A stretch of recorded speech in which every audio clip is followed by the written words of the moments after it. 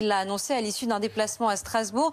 Dans ce message posté sur les réseaux sociaux, dans lequel il s'est adressé à tous ceux qui sont mobilisés en fait pour mener à bien cette campagne de vaccination, en les remerciant.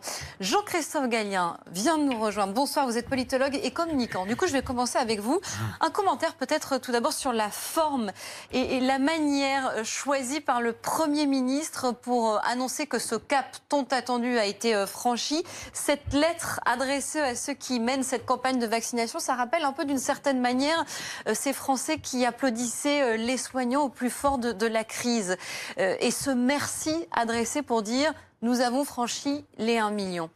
Alors, c'est moins sonore et il est un peu seul quand même pour le faire. J'en attendais pas exactement. moi. Mais c'est vrai qu'il célèbre finalement le million. Alors, je voudrais pas faire un mauvais jeu de mots avec une ancienne campagne publicitaire pour un jeu qu'on connaît très bien. Ça ressemble un peu à ça. Je comprends, on peut comprendre, c'est écrit noir sur blanc. On voit bien qu'on a délégué un certain nombre de personnalités, notamment d'élus locaux, d'administration territoriale, le fait d'organiser sur le terrain la réception, si vous voulez, de cet effort de vaccination nationale. Je suis pas certain que ce soit suffisant. C'est-à-dire que c'est à la fois, oui, il a envie de le célébrer, c'est un peu timide. Twitter, c'est quand même un petit côté timide. S'il avait vraiment voulu le célébrer, il aurait pris la parole physiquement.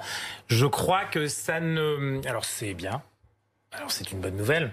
C'est de la moitié du chemin, puisque quand on a 1 million de vaccinés, c'est pas tout à fait des gens vaccinés, puisqu'ils ont reçu la première dose.